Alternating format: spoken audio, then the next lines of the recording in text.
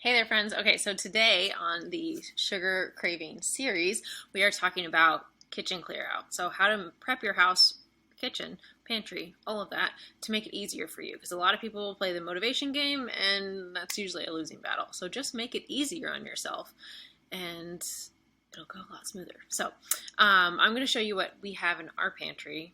Our pantry is kind of a big shelf in our kitchen dining room area because we don't have a proper pantry. But I actually really like this. I do prefer probably a closed-in pantry. That way you don't see it all the time.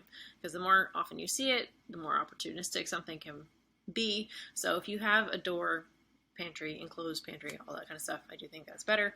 But you can always utilize the shelves. So if there's something particularly snacky that you maybe overindulge in sometimes, put it on a higher shelf, put it out of sight, put it in a cupboard, either below or above your eye level. And those little hacks can be really helpful as well. But I'll show you what I got and what I typically recommend. So you are currently sitting on the shelf here. So I'll flip it around. So like I said, we have this big kind of industrial shelf as our pantry, but I kind of dig it. So basically, we want to increase the barriers to the things that we don't want to have, or the bad habits, so to speak, right? So if I don't want myself to have a bunch of sugar, guess what? I probably shouldn't have a bunch of sugar in my house. If I want to eat more vegetables, I should have that stuff readily available and decrease the barriers to those particular foods that I want to eat more of, right? So try to think about that. What are the bad habits I'm trying to get rid of? Increase the barriers to those, make it harder. Don't rely on your motivation. Don't think I just need to be more disciplined. Put things in between those. So especially for sweets or sugar or things like that, it's not that I can't have cake. I can absolutely go have cake if I want to. But guess what? I got to drive to the store. I got to make time in my day for it. I have to pay for it. Every single slice. That's a good thing because it's a barrier between that and that habit that I don't want to do all the time.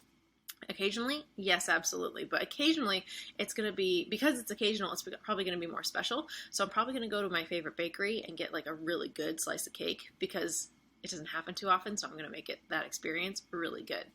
Okay, so let's talk a little bit about what I would like to clear out in my pantry. So basically, I want to decrease the foods that don't have breaks. So these are typically processed foods because food scientists create food snacks so they are more what we call hyper palatable foods. So they taste really good. They kind of light up your brain, and you can kind of note these because they kind of signal a feeding frenzy, right? They're either super salty, super sweet. It's what we talked about earlier. The volume is turned up on those particular foods, right? So they kind of wow, this is delicious. Like Oreos, you just want to kind of eat the whole bag type of food. So those ones we need to monitor. Not that you can't have those around, but just monitor your relationship with those and your habits. So an example that I have in our pantry is these cashew clusters from Costco. Super delicious, decent ingredients. Yeah, they have some sugar in them. It's basically, sugar and nuts. And different types of nuts and honey and seasoning. So these are a hyper palatable food. I could easily just sit there, watch a movie, and eat a couple cups of them, right?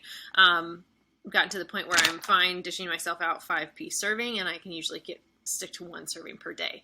If you're not there, don't have these around as much. Maybe you have pistachios in the shell.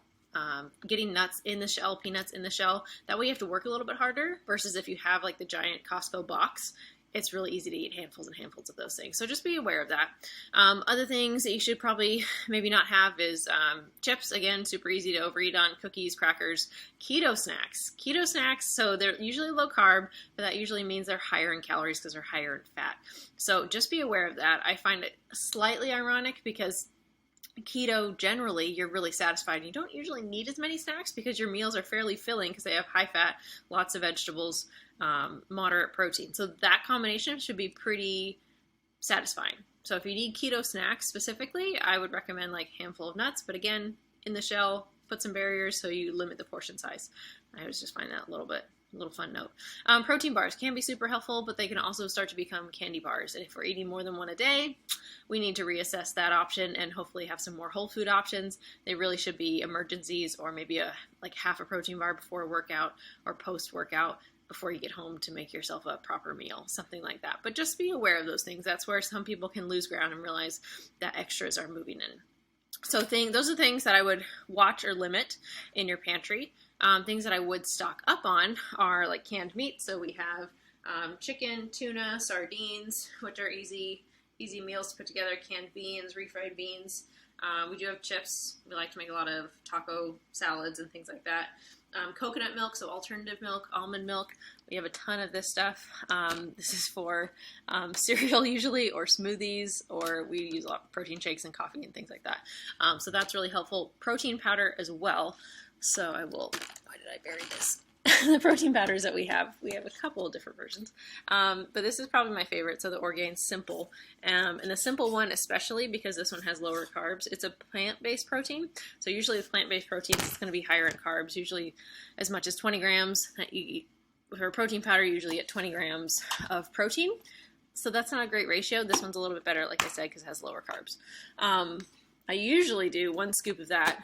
1 serving is 2 scoops, and then 1 serving of chocolate collagen. Other things I would have in my pantry are applesauce or canned pumpkin. You can kind of combine those things, so you can either make like a smoothie bowl if you're craving some ice cream or something sweet, but that way it's pretty balanced. You can put some peanut butter in there, you can put some protein powder in there, so it's a generally balanced meal with some frozen fruit. So that's a good option. Also with the applesauce, you can add either some chocolate protein powder for a little bit of protein. You can have the unflavored collagen peptides if you don't want any flavor. So like this would be great to add to applesauce, maybe some nuts and seeds, chocolate chips, and that would be a healthier sweet treat snack option as well. Other things, nut butters. I also have a lot of things in here to make quick dinners if needed. So this is going to be like pasta sauce. We got mayo that is made out of avocado oil. This is a great brand you can get at Costco. And like I said, so some tuna, chicken salad. We have some pasta that's made out of legumes, which is a really good, quick, easy option. This is made out of chickpeas. So this plus the pasta sauce, plus whatever kind of ground meat I have, plus any frozen vegetables I have in the freezer, can be an easy, less than 30-minute meal. Other things you can have is like root vegetables, things that keep for a really long time. So onions, sweet potatoes, squashes you can kind of keep in the pantry, and those will last probably around 3 weeks or so. So those things are really helpful for whipping something up really quick if we need a fast meal. So I will include this list in the email for you, what to stock up on, what to decrease, and hopefully that makes this whole sugar craving business so much easier to deal with. If you guys have any questions so far, please reach out. Otherwise, I will talk to you soon.